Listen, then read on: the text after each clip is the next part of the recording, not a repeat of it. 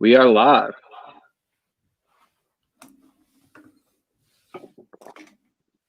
What's up, Jason?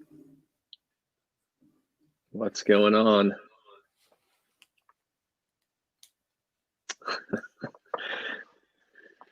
So now we just got to wait for the hooligans to come on in. Wait for everyone to jump in.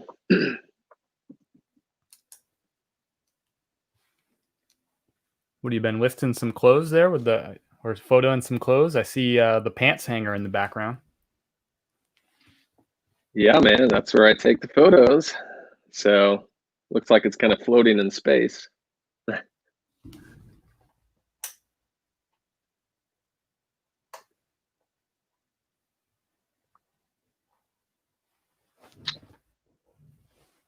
How many items did you get listed today, Chris? 7. Nice. I think 7. Yeah, I didn't work. I don't know what I did all day. It was like one of those days where I feel like I was just putzing around.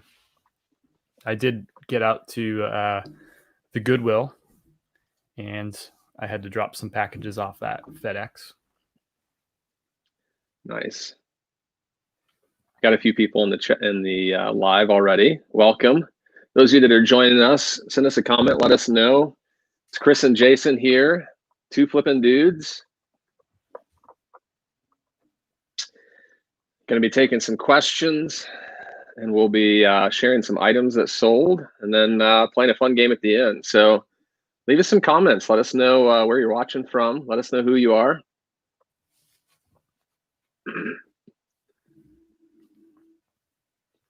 We'll get going here in a second. Give some people time to get in, and then we'll get rolling. So pretty slow day for you, Chris, you said. Got some items listed, got a few things done, ran some errands. Yeah, it wasn't a planned slow day. It just sort of materialized that way. I think in my mind, I thought I was going to have a pretty productive day, but it was just an okay day. Got like 7 items listed, did a Goodwill trip that was fairly productive, and yeah, that's it. Had a good dinner. Nice. What'd you have for dinner? So Kim made burgers and sweet potatoes, and I had a little salad. It was delightful. Nice. Colts Comics has joined. Chris without a hat, he says. Rare form. Don Van, welcome. Hello, watching from Wisconsin. I'm Don Jenny on TikTok. Thanks for joining in, Don. Glad to see you here. Chris is back with a hat. Oh, there it goes. We got Colts Comics, Don in. If you're just joining us, and I see a few of you trickling in, this is Chris and I on our first live session together. So go ahead and put in the comments where you're watching from. Let us know who you are so we can see who all is watching. And then we'll get started here in about 2 minutes once we get some more people in here and give people time to jump in. Funny thing is, Chris, I actually had a burger tonight too. That's kind of crazy. No way. Mine probably wasn't as good as yours because it was leftovers, but it was a quick bite to eat. And then, so yeah, but we like to do the hamburgers and the sweet potato fries as well, or the sweet potatoes. Jason, there's welcome, Jerry. Wrong. Welcome. Nothing wrong with a little leftover White Castle, man. No judgment from me. We don't even have White Castle in this region, so you'd have to go with Wendy's, McDonald's. Those are the premier burger spots here. I didn't say it. I said I wasn't judging. You do you.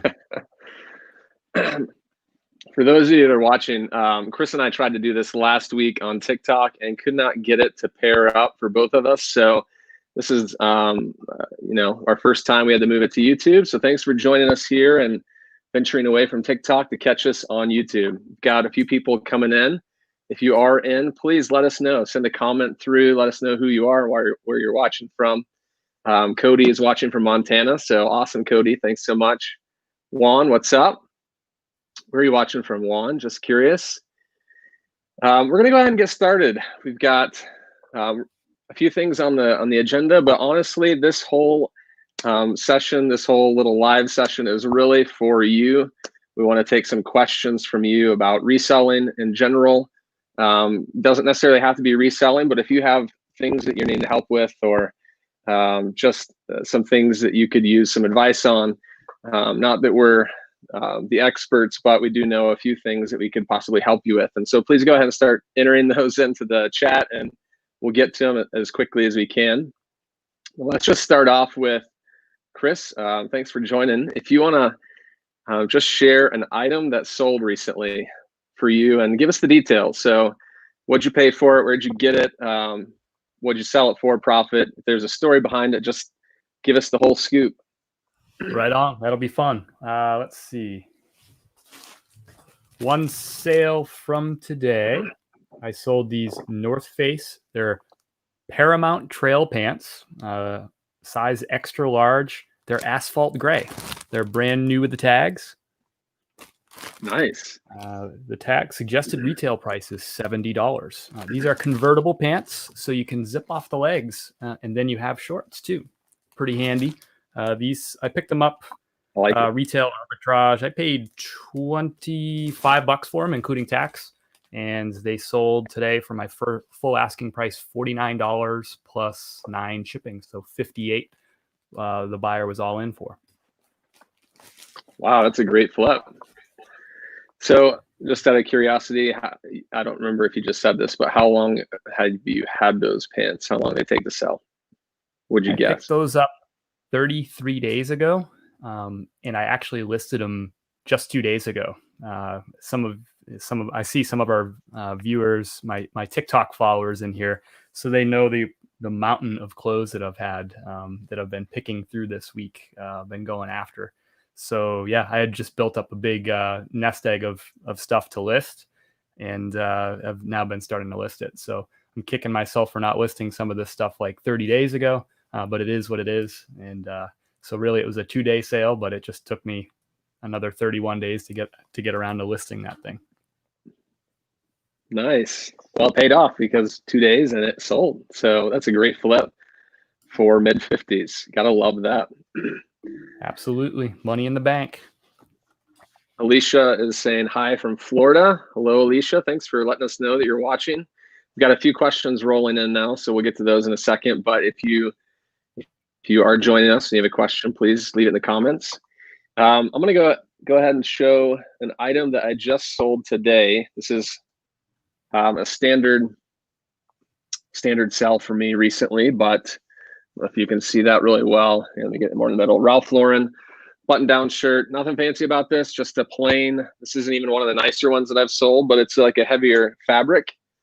And I sold it for $25 within a few days of listing it. So that's kind of a, I don't remember, I got it at a Goodwill, and there were 2 shirts just like that, same size, just different colors.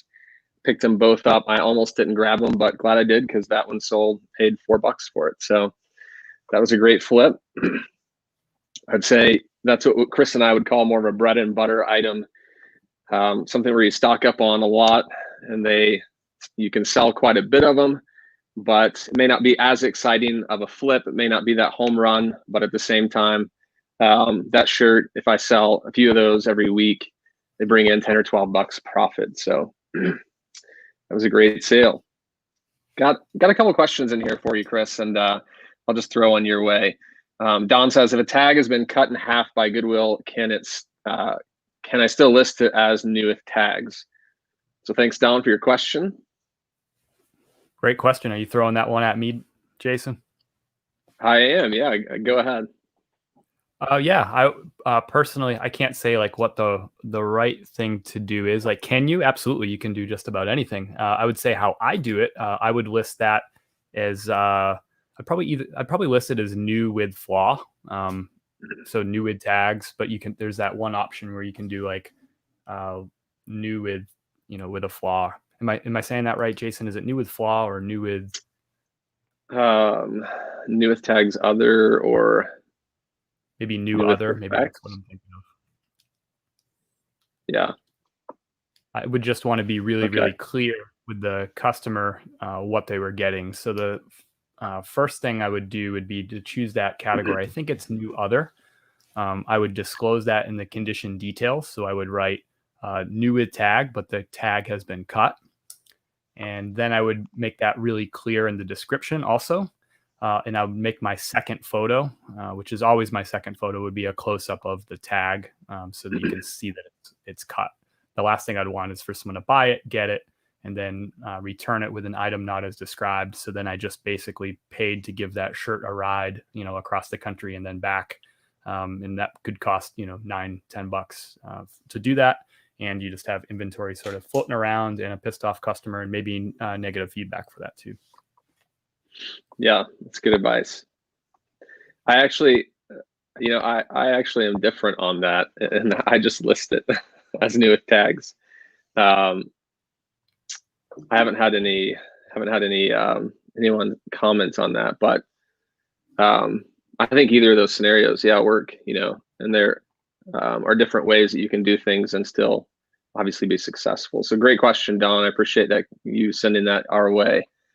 Beard game is strong in here tonight, Bradley. Yes, it is. Two flipping dudes, two flipping bearded dudes. Let's ask this question. I can't personally answer this, but I'll kick it your way and see if you know anything about this. Jerry asks, either of you experts on the Levi Big E jeans?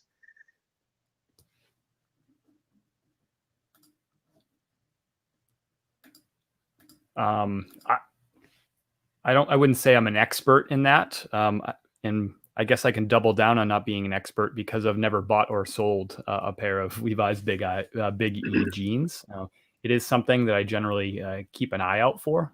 It means that it's vintage, and it means that somebody will probably pay a good amount of money for it too, especially if it's in good condition. So something I'm on the eye out for, but I've never come across. And to be honest, I don't spend a lot of time in the jeans section. I think, Jason, you spend a little bit more time with pants and jeans than I do.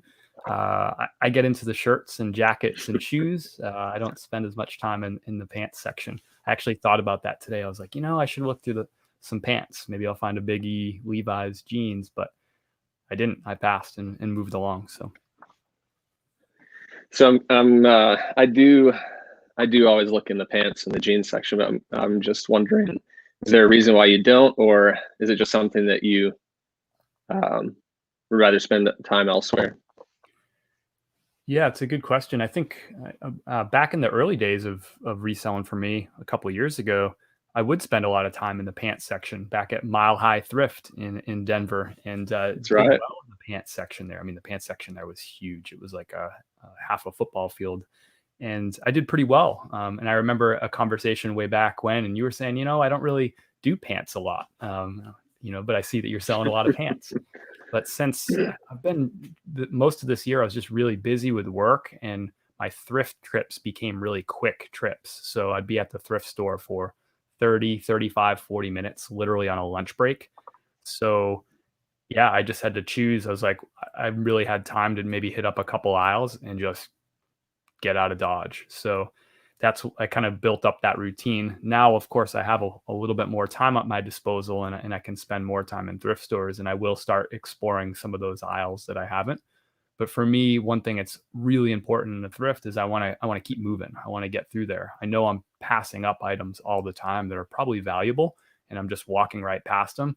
But if I got to spend time doing research, I'm not going to do it, because in that time I'm spending doing research, I could pick up 3 or 4 other items that are going to make me 10, 12, 15 bucks a piece. So yeah, with limited time, I just didn't get into the pants section. And now I feel like my knowledge in that area has slid downhill, but there you go. I sold a pair of pants today. So here I'm back at it.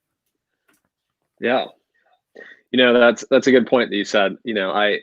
I'm kind of like you in that I want to get in and out quick just to get the things that I know. And I've too have been trying to slow down, look into other categories other than clothing, and find stuff that I'm not as familiar with. And yeah, I think, for those of you that don't know, Chris and I used to both live in Colorado. So we had a day or two where we went thrifting. There was a lot of time where I didn't really spend a lot of time looking at pants. And probably when I said that, I think I would just kind of do a quick scan of the clothing rack. But here, there's definitely not as much to look at. And so I find myself looking in other categories simply just to get more stuff. but also trying to learn as well. So that's a great question. And let's move on to one more question, and then I may see if you have one other item you want to talk about that's sold. Don said, "Do you allow returns on everything?" So, Chris, do you offer returns on all of your items, or how do you do that? I'm trying to think of an example if there's something that I may not offer returns on, like something that's been listed for a while that I can't think of. No, I think I offer returns on everything. And I think that just goes down with the belief that if using eBay, if a buyer wants to return something, they can. Whether you offer returns or not, they can always file it as an item not as described and force the return, and eBay will side with the buyer when that case opens. So yeah, and that way, and I don't want somebody, if they are going to return something, I have actually in my settings on my listings that the buyer pays for return shipping. So if they do item not as described, because I haven't given them another option, then they're going to choose that option, item not described, right? Because they don't have that option to do just a regular return, and that's going to force me to pay the shipping both directions. It's also going to put a ding on my account. It's not a bad, if you get one or two items not as described on your account on eBay, that's not really a big deal. But if you have a habit of that happening, that's not a good thing. So obviously something that you want to minimize. It contributes to your metrics. And you can lose and I think this might have happened to you, Jason, you can lose your, what is it? Your top rated seller status. Top rated seller. Yeah. So if your metrics get dinged enough with like items not described, and not shipping on time is another common reason. If you haven't got the items scanned in the amount of time that you said you would. So if you have 2 days handling time and you start regularly having things scanned at 3 days, all of a sudden you could be losing your top rated seller status. But that's a whole nother conversation. To me, I just believe that if someone wants to return an item, they can force it no matter what. So I might as well offer those returns so it doesn't go down as a fight. So it doesn't end up as negative feedback, and it makes it so it's less likely that I have to pay the return shipping. So, yeah, and I like what you said there. I remember a conversation we had one time. You were talking about possibly the fact that because you have the buyers pay for return shipping, that may limit some of the returns that you get, because they have to decide, is it worth sending back to pay $7-8 to ship, or however much it is. And so that's definitely, for those out there that may be trying to consider, do I offer returns or not? Just know you don't have to always do free returns. It's not for everyone. I mean, it is obviously more costly if you do that. It may promote a little more sales just because buyers may be more willing to take a chance. But there's nothing wrong with having buyers pay for return shipping. If you're not offering returns and you just want to jump in, it's a very easy way to get in, because Chris is actually, really saying a good point there of, if they just click item not as described, eBay forces you to send it back. So, or forces you to accept it back. So, yeah, you might as well accept returns. How important would you say it is for like clothing sellers to have returns? Because I mean, there are some categories that may not warrant returns. Others, may be more important and crucial on. Yeah, first I'll say it's just funny that we got 17 minutes into a conversation about reselling in eBay, and we're talking about returns. I feel like that's just, it's like one of those negative things that people they just want to talk about those negative things. And I think it's worth mentioning first that for me, returns hover between 2 and 3% of my total sales, right? So although it is really frustrating when you get a return, but it's not like it's happening every day. It's happening 2 or 3% of the time. As far as with clothing, your question, like, is it important for clothing resellers to offer returns? Yeah, I think so. I think it would really impact your sales if you didn't offer returns, and like impact your sales in a bad way, because we're in an environment, like a culture where people, I mean, there's companies literally who run their business on like, they send you a box of stuff and you try all that stuff on and you keep the 3 things you like and you send back the 7 things that you didn't like. There's like this whole culture built around that in shopping in America. Maybe that's in other countries too, but definitely feels like a real American thing to do. And So yeah, the last thing I'd want to do is do anything that would be like way counter to what most people do most of the time when they're shopping. So Amazon offers returns on everything, and they're pretty no hassle, to be honest with you. So I wouldn't want to do something that is way different than what all the common retailers do. I say that with a little bit of caveat is I do charge shipping on about 95% of my items, which is different than most retailers. Some retailers still charge shipping, like Marshalls, for example, and TJ Maxx. Those places will still charge shipping. Some clothing retailers will charge shipping if it's less than like $80 or $75, right? So if I'm selling a $20 shirt or a $25 shirt, I don't feel bad charging shipping because that's what some of the big dogs still do. So yeah, I think if you're reselling a lot of clothing, I think if you're not offering shipping, I think you're setting yourself up. I think people are just going to go with another similar item from another seller that's going to offer returns. Yeah, I couldn't agree with you more. It is strange, I've seen that a couple of times. It seems like industry standard is for like larger businesses, not talking about eBay or other platforms, but you buy from like a company website and you get free returns. It's kind of just accepted as industry standard. And then when it doesn't happen, it's kind of like, wait, I have to pay for the return shipping. What's that? But like we've been saying, for those of you maybe just tuning in, with eBay, you can charge return shipping, and I think that's totally acceptable. Just because it is a different platform, people are more than likely buying used items, some new, obviously. But yeah, do you have one more item you wanted to show us? An item that sold recently before we get into some more questions? Everything else that I've sold has already shipped out, with the exception of one item, and I'm going to save that for our game a little bit later on. We're going to play a FLIPPIN game later on in the show. That item, I need to save it for the game. Nice. Yeah, so for those that don't know, we do have something fun planned at the end, and we'll reveal that later. Let's see here. Neb says shipping from Canada, in Canada, minimum 15 to USA 20. Yeah, it just gets expensive. And I've had, I actually had a buyer make an offer on an item who was in Canada recently and wanted me to give him a lot more of a deal just because of the shipping. And I just couldn't do it because it'd be really cutting into, the margin that I was going to be making on that item. So, and it was just like a standard shirt. It wasn't anything super expensive, but shipping to Canada or other places, the only thing that I do, and I'll get your take on this as well, Chris, but for me, if I'm shipping internationally, Canada or overseas or Mexico or wherever, I'm always going through the global shipping program. It's what I've done since I started, or at least since that program has been around. And I've had success with it. And so I've just stuck with it. But I know there are other ways to ship items internationally. And Chris, I know that you were toying with the idea as well at some point. I'm not sure if you're still doing that or not, but how do you ship for like international buyers?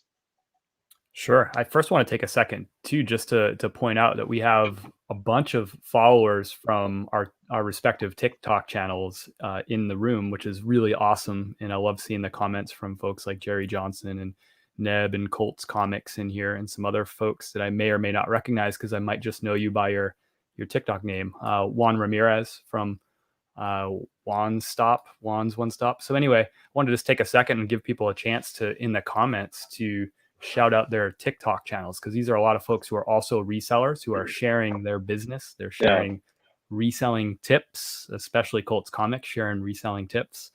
And so those are some people you should consider following, because they run really good businesses and really know what they're doing. I learn from these folks literally every day. I'm watching what these folks are posting. So, and also I'll plug myself too. Why not? That's where you can find me. Chris at Peak. Instagram and TikTok, the same moniker, Chris at Peak. Follow me over there. And it's a cool community of resellers on TikTok. If you're not on TikTok and you're thinking about TikTok, but you just think it's all about dancing, there's some dancing on there. It's cool. But there's a lot of like educational stuff and business stuff going on TikTok too. It's really just become the YouTube of short videos. Many of them are entertaining, but many of the videos are also, business or educational. And so, yeah, I'll just take a second to do that. And now I forget the question altogether. Oh, I remember, it was about shipping. So I also want to call out, Neb, you're going to hate this, what I'm going to tell you, but I can actually ship to Canada cheaper than you can ship to Canada, and you're in Canada. So using Pirate Ship, they have what's called the simple export rate. I can ship a shirt that's under, I believe if it's under a pound, I can ship it anywhere in Canada for a flat rate of $11.95.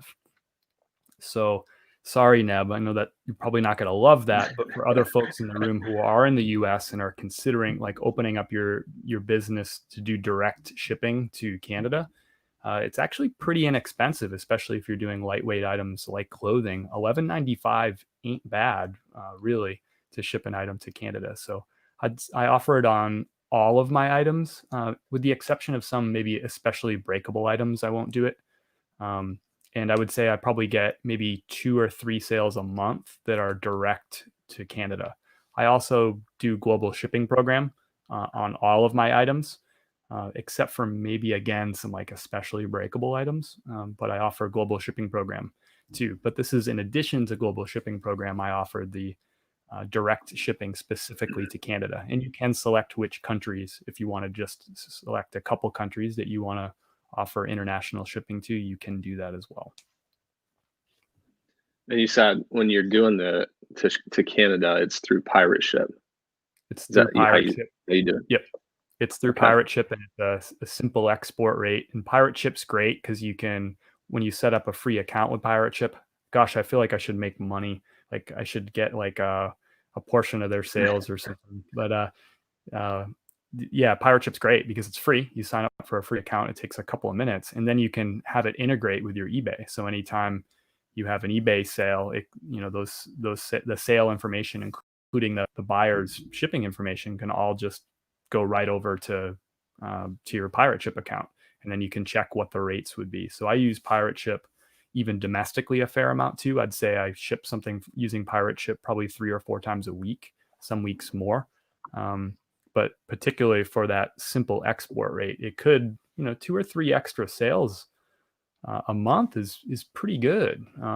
If you think about that over the course of a year, you're talking 24 to 36 extra sales. That ain't bad. So, yeah, I'm glad that you took a minute to call out the TikTok folks, and just because there are probably some in here, like Chris said, that I don't recognize right now just because of the names rather than it showing up as like TikTok handles. So yeah, I see Western Neb. I didn't put that together, but yeah, what's going on, Neb? Thanks for letting us know that you're a TikTok handle there and helping us make the connection. And those of you that, if you're still in here and are following us on TikTok, please let us know your handle so we know who's watching. Obviously we saw Colts Comics at the beginning, but yeah, it's great. I do want to go over one item that I sold recently just to give you all an idea, because this was actually a TikTok video that I posted recently. I picked up these plates. So I don't know if you all saw this video, but picked up probably, I think this is like a 15-piece, like 5 salad plates and like 4 dinner plates and like 4 mugs or something like that. But the brand is Faltzgraph. I got to figure out where the camera is. It looks just like that. And you can see it says Sedona. And so I just did a comp search on, I think that's how you pronounce it, Faltzgraph, but Sedona, and then looked at what these items were selling for. And this is more considered a salad plate. So I broke that set apart and did like 3 separate listings and just sold 5 of those plates today for $60, including shipping. So I think I paid $15 or $20 all in for all of that. So that was a great flip that came today and kind of touches on what we were just talking about, which is not being afraid to look into other sections, because I, for the longest time, haven't sold China or dinnerware. And even I've kind of stocked up on some of these dinnerware sets, just kind of thinking, are these going to take a while to sell? they're probably not as fast of a moving item as other categories. And, one of those sets sold. So that's kind of encouraging for me to continue looking for China and dinnerware. So yeah, that was a great flip. It is a great flip, Jason. Thanks for sharing that. And I appreciate that you're like searching in those other parts of the, the thrift store too. Particularly that's great if you're at garage sales too, and you can get like whole big sets for, for like a couple of bucks from somebody who's just looking to get rid of something. I've found that China isn't really, well, at least the China that I bought isn't fast sellers for me. I have some China sitting around that I bought, gosh, almost probably over a year ago. I went to a church sale and bought a couple of sets, and I've been selling pieces here and there. I was really scared at first of shipping China because, we use China, like we always joke about like how fragile China is, right? Like you would, that's like the most fragile thing you could ever think of, right? Like I would never want to ship China, but I've never had an issue. I've probably shipped out maybe, I don't know, somewhere around a dozen different packages of China from like orders from eBay. And to this point, I've never had a single one break, which is, I don't know, fascinating to me. I guess I just expected some percentage of the China to break no matter what I did. Right. Obviously I packed it really carefully, but yeah, I just assumed that like, if I sent out 12 packages, maybe 2 of them would break, but I haven't had any breakage. So. Yeah, that's evidence of your mad packing skills. Something like that. That's funny because you talking about that China. I remember a video that you did. Gosh, I don't know if it was a TikTok. It may have been before that, but maybe you were just like showing me something that sold a while ago. And I remember thinking, ooh, he's doing China. I mean, the thought of shipping China intimidated me as well. And for the reason why I wouldn't pick it up. And I was just thinking the other day how I've kind of just slowly moved into that section, even though I don't necessarily like buying it so much or like shipping it, packaging it. It can be a really, good seller if you know what to look for. And yeah, I mean, I'm glad you haven't had any broken pieces yet. So hopefully that streak continues. I was wondering about China recently, especially with like holidays. We're kind of in the middle of the holiday season. And I won't really know this until after probably Christmas, but I'm wondering if China is something that people will return if they're buying more for, say, they're hosting a Christmas party or they're having people over and they need just some extra plates. I'm hoping that's not the case, but yeah, I've got a couple sets that have gone out. One that was more of a holiday themed set. So I'm hoping that doesn't get returned after Christmas, since I do offer 30-day returns. We'll see. Cody asked a really good question a while ago, and I wanted to get to it.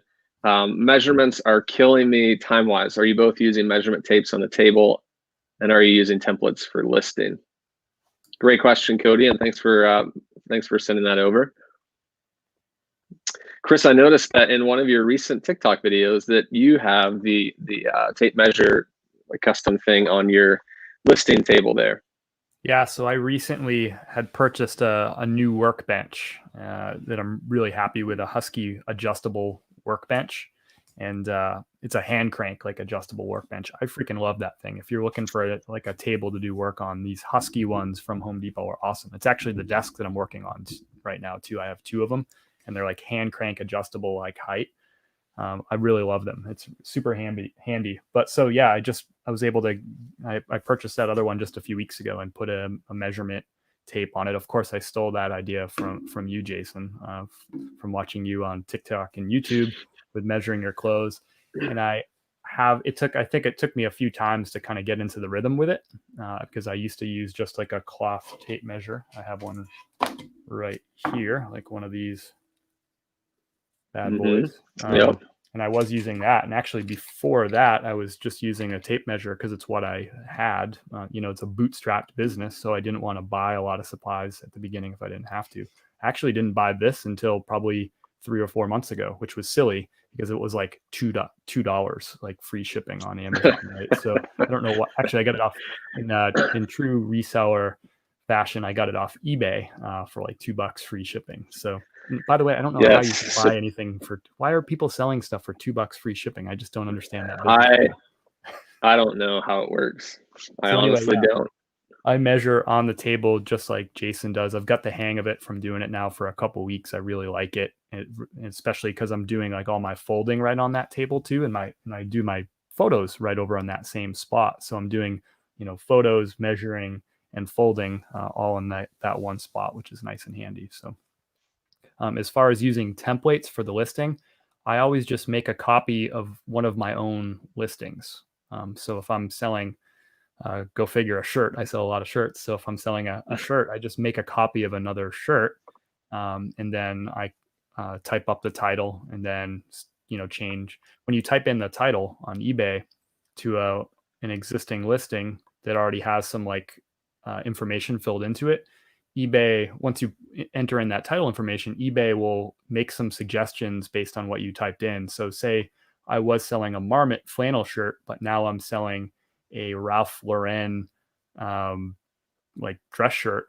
I can still use that, make a copy of that Marmot listing, even if it's a different size. And as I type in Ralph Lauren men's XL, button down shirt red, it'll populate a lot of those things. Like it'll suggest like Ralph Lauren, it'll suggest red, it'll suggest for size the XL, item right? specifics. Yeah, and the item specifics, right? So then it makes it really easy to just accept those ones, and it updates the listing. And then as I scrolled further on down into the listing into the item description section, like that big text box, all the stuff from the Marmot shirt that I made a copy of the listing, all that information is still there. So then I just copy and paste, the title down there, and then it also has like the measurement stuff already in there. So all I have to do, if it says width pit to pit 25 inches, but the shirt I'm posting now is 27 inches, I just have to change the 7. So I change the 25 to 27. So it makes it really quick.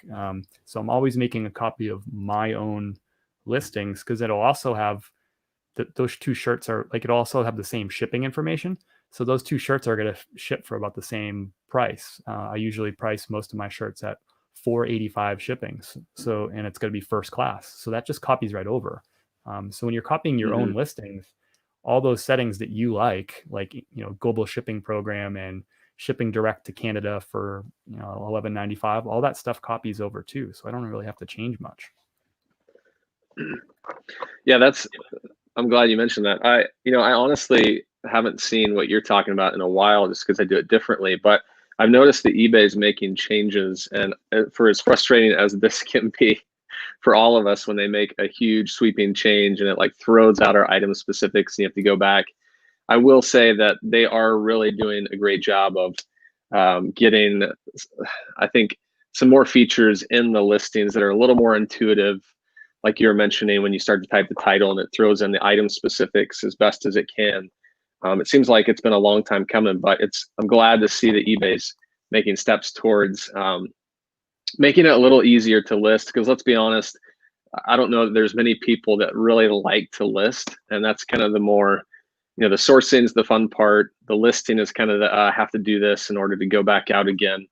And so I like that they are making those changes. I will say, Cody and Chris, the way Chris does it is a great way. I'll give you another way as well. And, everyone kind of finds what works for them and what they go the quickest with or more efficient. And there's not one right way. So please just do what works for you. But I usually will sell similar of so if I create a listing, I will then sell similar of that item, and then keeps pretty much everything the same. And I know that's very similar to what Chris just said, but then it's just minimal edits, title and a few things. But those are a little quicker. I wouldn't suggest necessarily finding another listing, like saying another seller that has a certain item that you have. Maybe you did a sold comp research, and if you sell similar to that, it's going to populate their template into your new listing. And there are a lot of things you have to change, and it just takes a lot of time to make sure that you got it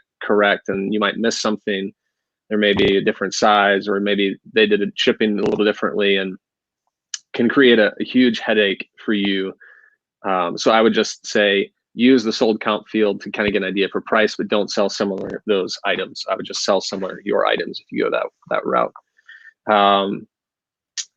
Yeah, so great question. Colts Comics, how many shirts is too many shirts? Well, you never really know. You never really know. Neb does say, if you allow returns, does that mean no questions or reasons needed? So can they just return it?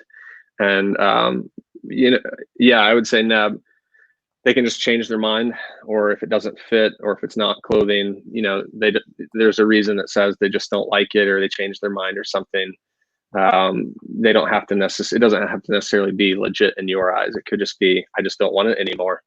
And as frustrating as as a seller to get those rather than like it doesn't fit or some other reason.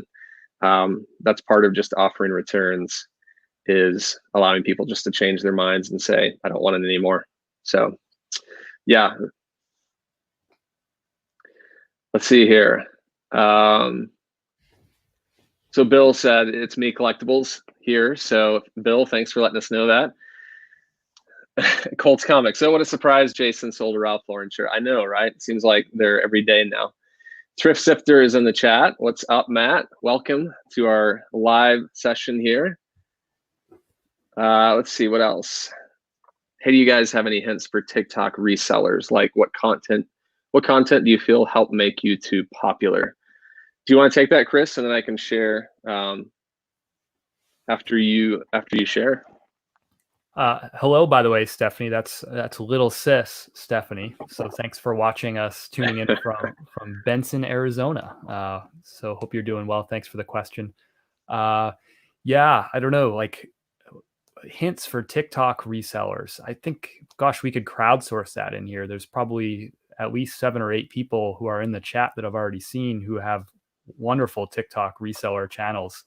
I think, to me, this is probably the topic that Jason and I probably talk about the most, and Thrifter Sifter and I probably talk about the most also, is like what works on TikTok. And I think the bottom line is, I think just being super authentic about what you're doing, not being a braggart, not exaggerating in any way, talking about the good stuff, sure, but talk about the bad stuff too. Actually, TikTok seems to really like the bad stuff. Mm-hmm. So, if you find a pair of shoes that's used and beat up at Goodwill for $25, go ahead and include that in a video, and people seem to respond to that pretty well.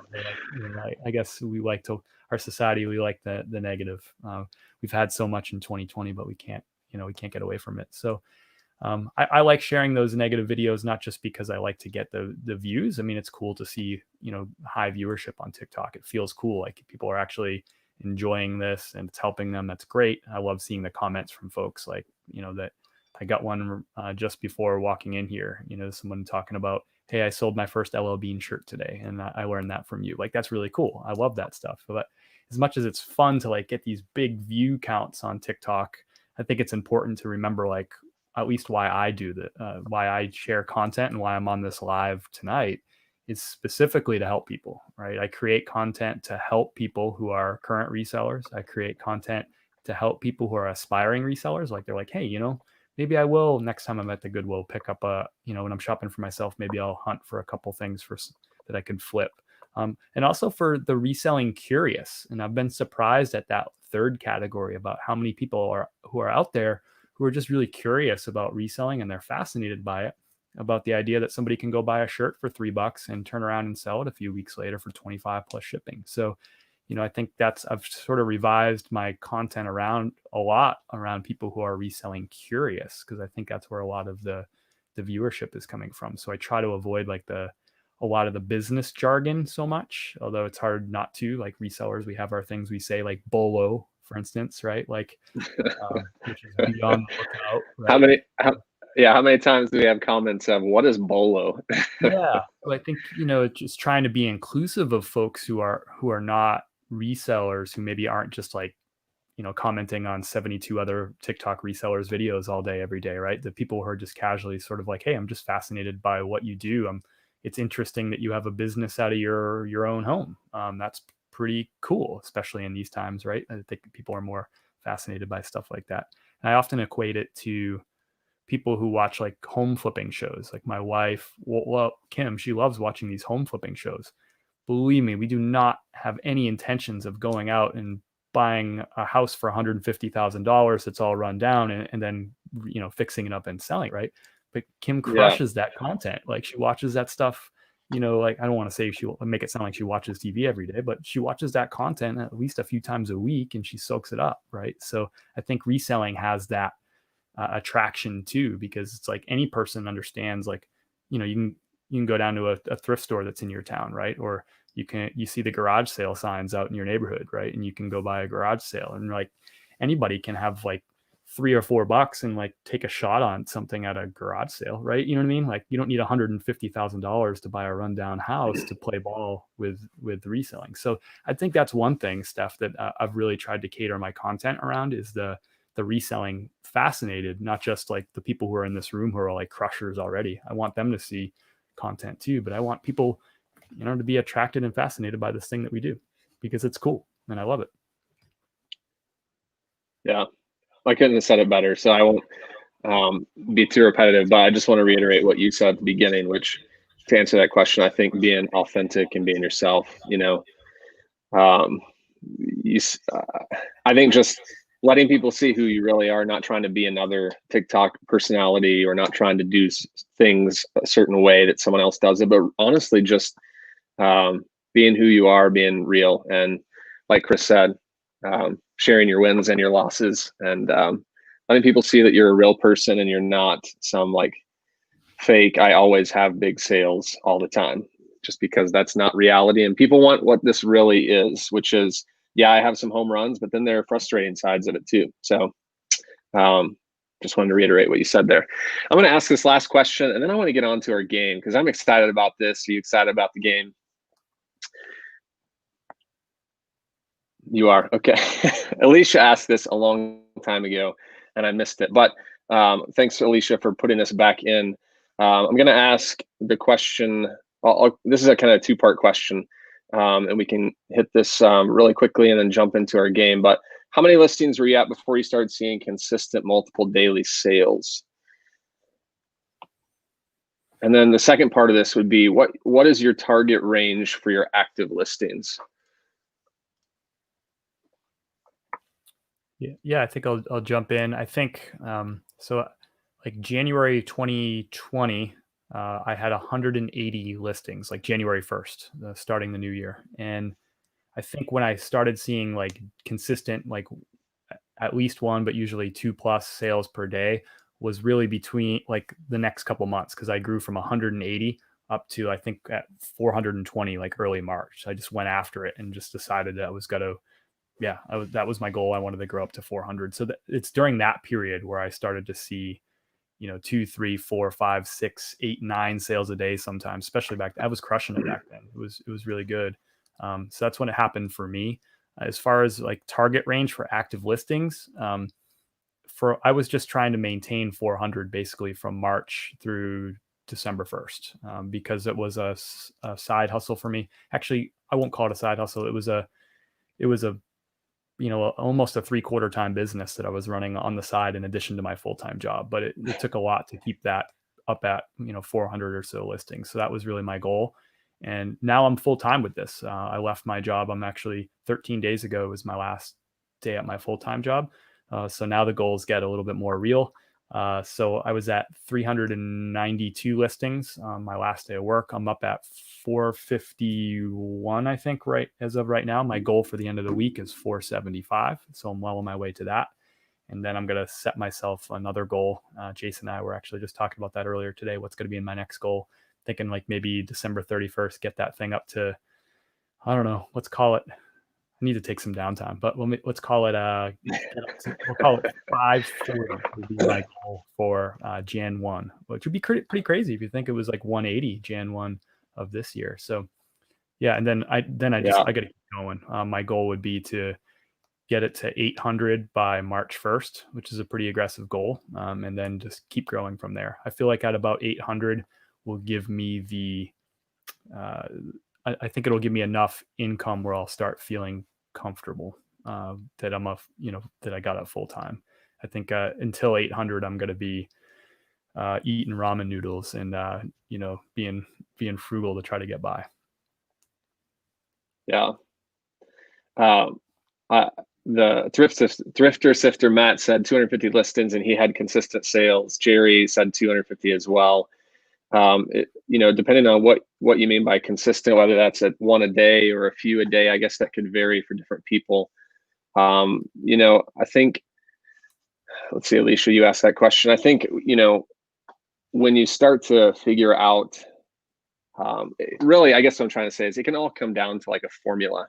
Once you figure out what it is you're selling and how many items or what you're getting per item, then it's just a matter of like scaling that formula up. So, everyone kind of has different strategies on pricing. Some price high, sell fewer items, but for more amounts. Some price low and sell more items, but for less amounts. And it just depends on how you're pricing things and other factors as well. But I would say once you figure out the formula, then you can kind of start to mathematically think through, all right, if I just double my inventory, then I'll double my sales per month or per day or whatever that is. And so I would, answer that question with, take where you are now and just think through if you were to double or triple your inventory, more than likely that would double or triple the kind of the sales that you're getting on a daily or weekly average on a basis. So that's how I'd answer that question. As long as you feel comfortable understanding whatever niche you're in, whether it's clothing or electronics or whatever category you're selling in. Jason, and then for myself, sorry. Yeah, go for it. Something else to add to that, but first I wanted to ask a question. Like way back when, by the way, Jason is my eBay and reselling sensei. I should have mentioned that sooner in this. So Jason's the person who I first realized that like reselling like really was a thing. I think I always knew it was a thing, but I never knew anybody who did this as their business. And I met Jason right before he went full time. It's been, I think, what, 2.5 years, Jason, since you've been full time? Yeah, it's gone by fast. This idea, I remember, the week that you quit your job, and went full time, and I was like, it was wild. I was like, this guy, this is what he does. Like, this is it. And then I was just so fascinated by it. I did some selling. I've always kind of been a hustler and had some things that have been selling on the side. So I was kind of fascinated by the fact that Jason was just doing that. Like he wasn't working his job anymore. But way back when, you told me that you would typically see a 1% of your inventory sell per day was about the sell-through rate that you were seeing. My question for you, and I meant to ask you this earlier when we shared a call, are you still seeing that 1% sell-through rate right now? Now I'm going to take a look at my spreadsheet here. It's actually, since I moved to Arkansas, I think I'm usually around, I'm not quite at 1% a day, or I haven't been. I think about 0.5% of my inventory sells a day. But in the last couple of months, it's gone up to around like 20%. It's kind of hovering around 20% a month. So I sell through 20% of my inventory every month. So if I have 1,000 items, I'm selling 200 a month is what I'm saying, I guess. But okay, yeah, that's, and I would say that I'm on the lower side. To answer that question, I'm on the lower side of sell-through rate, meaning I'm not selling closer to 1% a day, primarily because I price a little higher. And so my strategy is wait a little longer, get a little more money from the buyers, from a potential buyer, and not sell as quickly. So that's kind of how I've been doing it. I've tried to be a little more liberal in offers that I'm accepting now, knowing that a buyer in hand is key as long as the offer's decent. So yeah, that's a really good question, Alicia. And for myself, you asked about the target. I'm sitting at just under 1,300 listings. I honestly don't want to move my inventory off of our property, so I don't want to get a storage unit. So I'm probably going to be looking at maybe another 400 or 500, and then I'm kind of tapped out as far as what I can get in my garage. So I don't think I'd want to go much more than that, but it just depends for you specifically if you want to go full time, or if you are full time, or you just started, or if you haven't started yet. All those questions kind of come into what your goal is, or what you want it to take, where you want to take it, I guess. So yeah, great questions, and I'm just thankful for you guys sending in some great questions. We really appreciate it. But I want to get into our game right now. I'm excited about this. And Chris, why don't you take it away and tell us what we're going to be doing with this game?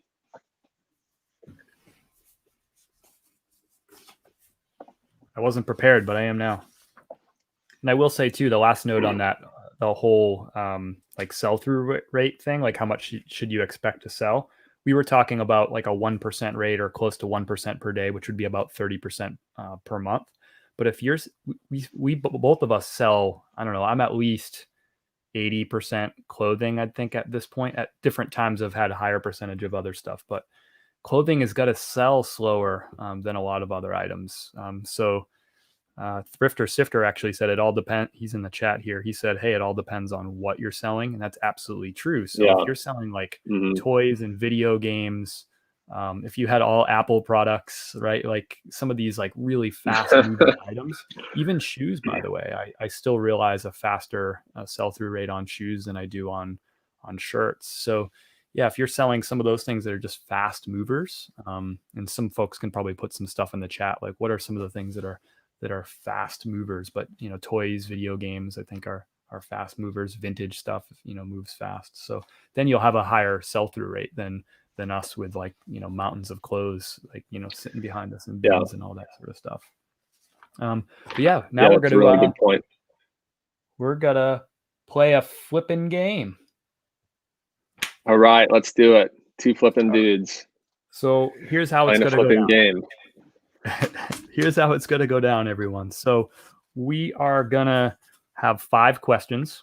This is a game, Jason versus Chris. Winner takes all. I don't think we decided on what are we going to win besides fame and I guess just bragging rights on TikTok for the whole next week. You have to wear like a Goodfellow shirt for the rest of the week or something. Or next time we do a show, you have to. Oh, you brought Goodfellow into it. Wow. JD says BKE jeans, those move fast. Certainly. Neb says DVD sets. Yeah, like TV shows that are like the whole season. Those things do sell well too. So those things, if that's a big part of your inventory, then you probably got to have a faster sell-through rate than us. Or if you price clothing more aggressively, I think I also stay on the higher end, although not as high as you, Jason.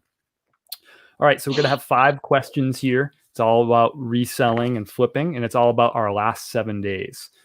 So winner takes all. The last question is going to be particularly important because that's what we're going to need the audience to decide who wins the 5th question. So let's jump into the first question here. So question number 1, what was your biggest sale this week? Jason versus Chris, biggest single sale in the last 7 days. Before we answer, let me just say that Chris and I have not discussed answers. We don't know what each other is going to come up with. So we're revealing this to one another and to you all at the same time. So who's going first? Biggest sale? Jason, you go first. Biggest sale this week, last 7 days. Biggest sale came last Thursday night as I slept, and it was, I'm going to share my screen. This guy right here. Can you all see that? The Burberry coat. I sold this for $549.79 plus $20 shipping. So this was an item. I've talked about this quite a bit, so sorry if this is repetitive, but I had an offer for $350, accepted it, buyer didn't pay. It canceled out after several days. I relisted it. It sold within a day. Same day I listed it for $570. So that was my biggest sale of this last week and of my reselling career. That's awesome, Jason. That's a big sale, but I think I got you on question number 1, the biggest sale. I sold a Luka Doncic Prism rookie card graded PSA 9. I sold it for $610 plus shipping, and somebody commented on one of my videos. So like, someone's like, "You're a boss. You sell a $600 item and you still charge the buyer for shipping." I'm like, damn straight, because I also put insurance on that son of a gun too. Because in especially shipping like USPS right now, I'm nervous like sending a card across the country. Yeah. And But go figure, I think we're all experiencing shipping slowdowns, and we don't have to go down this rabbit hole tonight. In fact, we probably shouldn't. It's a sore spot for a lot of us resellers. But that item went from here, I'm in Florida, to California, literally in the 2-day priority quoted time, which is insane. Nothing's going that fast. And it went all the way to California. Wow. So that I was watching that one. That was the one I was worried about. I even put some insurance on that bad boy. And I never put insurance on anything, by the way. Oh yeah. Did you say that sold in the last day? That sold spreadsheets. I gotta look at the spreadsheet. I'm gonna be honest, Chris. I thought I had that one. I knew I had Go ahead. That one. I think it was on Sunday. I'm just looking through my spreadsheet. But yeah, that's a big I'm more shocked because for those listening, Chris and I talk, every day. So we're usually sharing our big flips, and I hadn't heard of that one. So he definitely got me on that one. So 1 point for Chris on the Luka Don. How do you pronounce his last name? Doncic, I think. Luka Doncic, who is now a third-year player with the Dallas Mavericks, the hottest sports card in the biz right now. So here's our scoreboard. So Chris is the shirts and Jason is the shoes. So score one for Chris on that one. Okay. This one could be biased if you're keeping score. But everyone's watching. So you're up 1-0. You got the biggest sale, and congrats on that one. I don't think there's biased is it's 610 to whatever that little sale you had. What was it, like 500 something? It was nothing. I'm just kidding. That's an awesome flip. Biggest profit, number 2. And for this one, you can't use an item that you've already used for one of the other questions. So there's some strategy here. I'll have to let you go first because I didn't know that was a stipulation. I was using the same one. See, there's some strategy. So why don't you share yours? Yours, and then I'll look. My biggest profit item was, I just sold it literally what time? I wrote down what time I sold it. It was right before the show. I think I sold it at 6:10 Eastern time. What is it? Do you recognize that tag, Jason? Filson, yeah, that's a nice one. Brand new shirt in the bag with the tag. Filson. Is that the Mackinac jacket you had? It is. Man, you definitely got me there. This item sold for $240 plus $10 shipping. So for a total sales price of $250, that sold just today. Actually, it was 6:10 Pacific, I believe, is what I wrote down. So the total profit I made in that is calculated. I subtracted fees and shipping. My estimated shipping, I haven't boxed it up yet, but I'm going to estimate high that that's going to cost me $12 to ship. I hope it doesn't, but probably will. Total profit of $82. I paid $125 for that jacket. I bought 2 of them actually back in the summertime, and one of them already sold months ago for $250 plus shipping. So $82, and that's after all fees, and that's after shipping. That's what I'm putting in my pocket.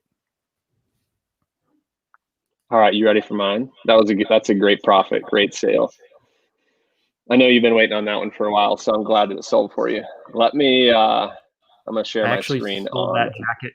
I've sold it 2 other times. One time it got canceled, and another time it was a buyer just didn't pay. So I was really happy when the buyer actually did pay before the show, because I'm like, they better pay. And they paid like a half hour before the show. I was nervous. I'm like, crap, got another non-payment on this silly item. Isn't that frustrating, especially when you have a large item like that? All right, let me show you mine. Can you all see this? Department 56. I sold this for, you can't see it, but a best offer of $156, including shipping. I paid $20 for this Chocolate Bunny Factory Village type set. It's like a collectible piece. And let's see here, shipping was $10, if you'll believe that. I think this was one that I probably did through Pirate Ship to save some money. And my total profit was $107.25. So, round 2 point for me. Yeah, let me put it on the scoreboard. That's a good one. Nice sale. I've never sold any of those before. The only times I've ever found them were when the classic the person knew what they had and were looking to sell it. They had a bunch of them and they were looking to sell them for eBay prices. So there's our scoreboard. Jason, One one shoe to one shoe. shirt. Yep, Chris, one shirt. All right, question number 3, moving along. Everyone's favorite, the fastest sale. What was your fastest sale? Jason, I'll let you go first on this one. I'm trying to remember which one. Oh, let me share my screen again here. All right, I'm going with this guy right here. This Camelback, I actually listed it, and within a day it sold. So I got $27 including shipping. Can't remember how much I paid for it, a couple bucks, but it was within a day. So I listed it, and the next day got the offer. So that was a great sale there. So one day, can you beat one day? I hear your one day. I'll see your one day and got you a sale for 1 hour. An item that I listed yesterday, and it literally sold within an hour. I was not expecting it to. Jason, can you go ahead and share my screen? I will share your screen so people can see it. There you go. So lo and behold, Polo Ralph Lauren shirt. What's interesting about this one, this is this was a silk blend shirt, sorry. And yeah, I usually don't pick up size large in Polo Ralph Lauren or any RL, but this one, I always I always say that with an asterisk, right? Something like this, a silk shirt, you don't really come across them too much. These ones tend to sell faster, silk or linen. But anyway, I picked this up last week, but just got around to listing it yesterday, and it sold in an hour. I paid $5 for it. I accepted an offer of 15 plus 5 shipping, so not big profit there. But I got the offer so quick, I was like, whatever, I'll just unload this thing, get it gone, Yeah, great flip. 1 hour, I can't beat that. That's amazing. So I'm going to go ahead and update our scoreboard here. I filled in another one for the good guys. So 2 shirts to 1 shoe. Chris takes the lead. I feel strong about this next category, though. I don't know. I got some slow sellers, but yeah, you've been in the game longer than me. I forgot about that. You might win this one like every time. Just sheer experience has maybe helped me on this one. Slowest sale is round number 4. And you know what? This sounds like a negative thing, but it's not. These slow sales are awesome. Like when you have something that's been sitting in your inventory and it finally sells, like it just feels so good. It's like, it's like redemption. Like, see, I was right for spending $4 on that item. So anyway, slowest sale. What do you got, Jason? Yeah, and I will say, people will say, why do you keep things for a year or two? And it's not that I want to keep things for a year or two, but it's just proof that items will sell eventually for a price, as long as you just keep promoting, especially for the older items. So let me show you now what I sold, and I'll have to take a look at my notes here to see. This pair of golf shoes, they were women's. I don't typically pick these up anymore. I've stopped picking up really any women's golf shoes unless they're new. But FootJoy is a great brand, but I think because they were women's, they just took longer. And let me see here. How long did these take? These took 15 and a half months to sell. So I got a best offer of $24 plus my 9 shipping there, $33 all in. And these were actually something that were lightweight, so I could ship them first class. But yeah, 15 and a half months and they're gone. Okay, this one's going to be close. I'll show you. I'll show you mine. I'm not sure who won yet. If you can go ahead and share my screen, Jason, please. All right, you got it. By the way, Ginger is down in the chat, says I sold an item 5 minutes after posting it last week. So we got to put one on the board for Ginger. I don't know what Ginger gets for that. Maybe her logo could be pants. She wins that one. We'll give her a pair of pants on the scoreboard for that. So yeah, so I sold this Swix. It's a pocket like snowboard tool. I don't snowboard, but I guess it's a pocket tool that you can have with you on the hill to go and like sharpen up your edges if you hit a tree or ice or something, right? So I picked up a case of these on October 31st, 2019. So this is where we got to do some math. I got to figure out what was the day that you bought yours. Do you have that in your notes, Jason? I don't. I just have the month. Let's see, 15 and a half. So you would have been, so I would have been, I think, September. Okay. Because October would have been 2.5 months ago. So that would have been 14 and a half if you sold it October 1st. And so this one's kind of cheating almost, because I've probably sold 6 of these before because it's a multi-quantity. I bought like a case of them. But I did buy this that long ago, and it has been in my inventory and collecting dust, literally in this case, and it's out the door.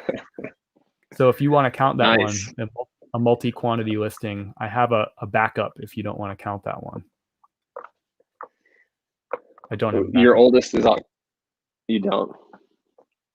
I think we give me a point, go tied into round 5, and let the audience decide on who wins this.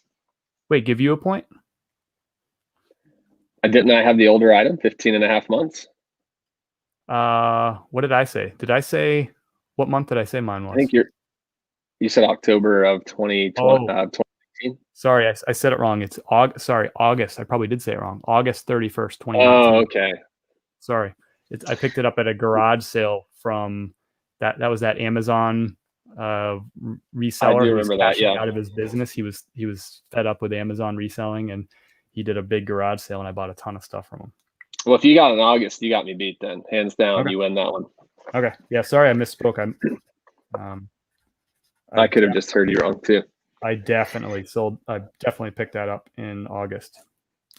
Back in the Denver garage sailing days. Yeah, I remember you talking about that one. We should definitely still go into round 5 though, even though you still have a lead and I can't, catch you on this one. See if I can make up some ground in round 5.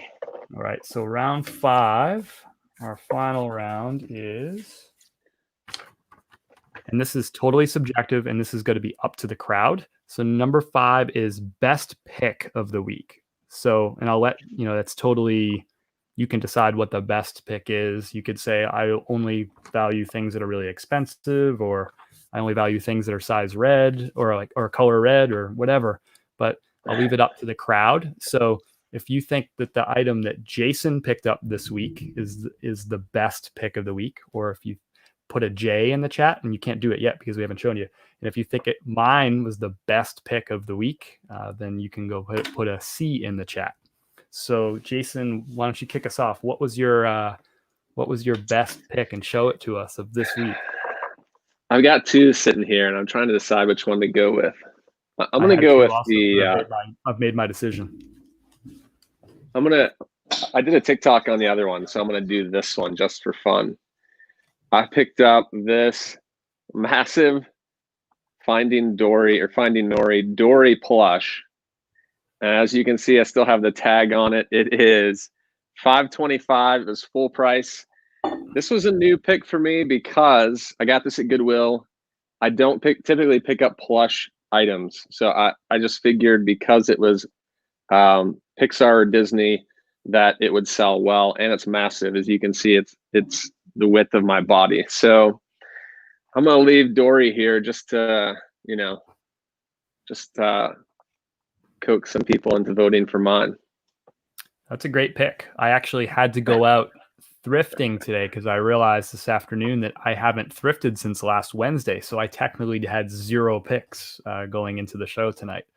So I went down to Goodwill around 3:30 Eastern time here and picked up some stuff. And of course, I picked up some shirts. Y'all know that. So I picked up this here, Territory Ahead, one of my absolute favorite brands to pick up. And I paid $4.98 for it. But not only is it Territory Ahead, one of my favorite brands. Would you look at this thing? That is beautiful. I like that pattern. Isn't it pretty? Is that a So silk shirt? Silk rayon? it is 100% cotton, and it is short sleeve, which tends to, sell slower and for less money. But I think this thing's gonna fly off the shelves because, with territory ahead, like just the cooler, like the more wild and unique the pattern is, the quicker it'll sell. I think this thing will move off my shelves really quick. I bet you this thing doesn't last. Well, assuming I get it listed in short order here, I bet you this thing doesn't last. I don't know. I'll call it 2 weeks at the most if this thing lasts. I think it'll sell. And I think I'm going to list it for 26 plus ship. And I bet you it sells for like 23 or 24, something like that. Nice. I guess I didn't mention how much I'll get for this because I honestly don't know, but I'm going to try for 30 to 40. So vote in the comments, J or C, who has the best pick. Look at this thing. I mean, that is just beautiful. It's a good size, by the way, too. It's a large, tall. So that's a good size. I mean, this is a pretty good size, too. I take that back. It's not a large, tall. It's LT because I think the T is for, isn't that like large? Like, doesn't that stand for large in like Europe? No, and Territory Head actually does that, the LT, large, tall. Okay. Ginger says, I can't vote. You both are just voting on the favorite pick of the week. So Dory or Territory Head. Anyone? Okay, so we've got one for Jay, another for Jay.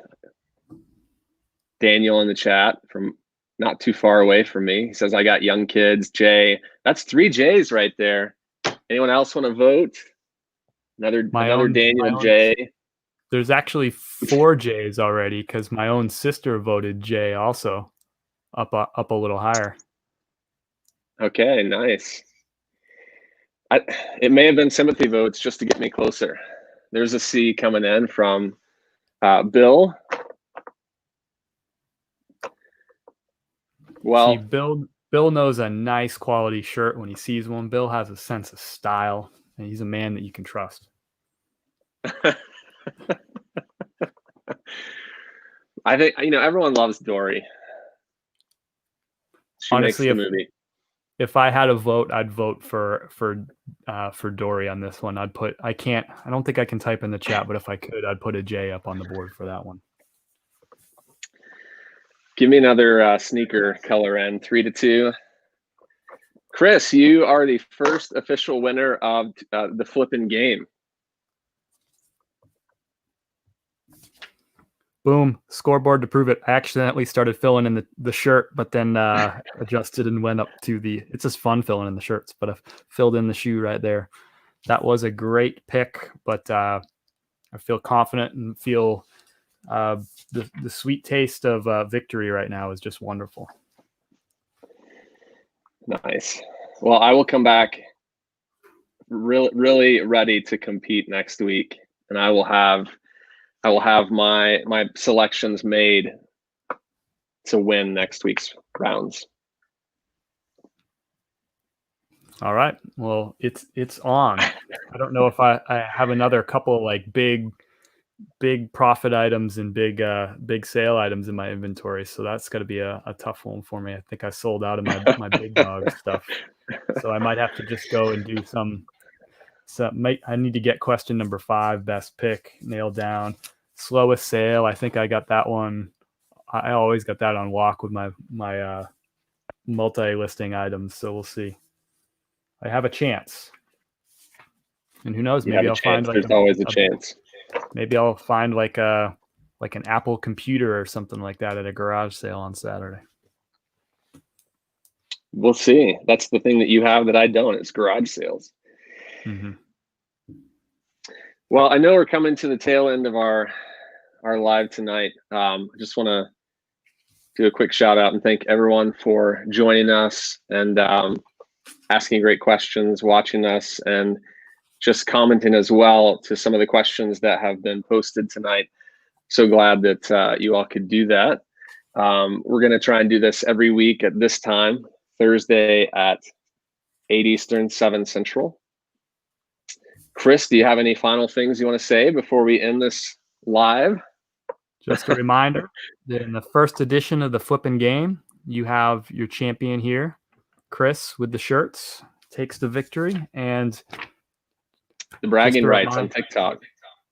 Just a reminder, if you like talking reselling, if you like learning, especially about shirts and men's clothing, or just, good old fashioned picking, check me out on Instagram and TikTok. Much more active on TikTok than Instagram at this point, but I put content on both platforms every single day about what's going on with my business. Yeah, and for those of you that are interested, I did put mine and Chris's handles as well in the comments. And honestly, we love engaging with other fellow resellers. It's what makes a somewhat, what can be, if you're full-time, a little more lonelier job and lifestyle, a little easier to handle if you have people you're connected to. So it makes it fun and kind of and challenging as well to see what other people are doing. So, well, thanks. Well, Jason, I just for hosting me and let me hang out on your YouTube channel. It's a lot of fun, and I want to respond also to Daniel in the chat. He says, "Is this a weekly thing now?" And I guess that's a good question, Jason. I don't know. We were saying like, we'll just see what happens. If we have fun, if this was successful, I guess we would do it again. So I don't know. Is this successful? Did we have fun? Should we do it again? I don't know. I think we should. I'd love to see this if we can, possibly, if we can figure out a way to get on TikTok as well and maybe bounce back and forth. But we'll keep you guys posted on what we decide and where we're going to be if we do this next week. So cool. Well, let's call it. Ginger says yes. So I guess we got to do it. I mean, she also won the fastest flip too. So she got a point. So I think she has a say in it as well. Well, then I'll see you next week on YouTube. I don't think we're going to figure out this TikTok thing. I think that's just not a feature that's available in the US at this moment. So I think for now, we'll just call it like, we'll see you next week at this same time, at this same channel, Two Flippin' Dudes. Yep. All right. Good talking to you, Chris. Good seeing you guys. Peace out.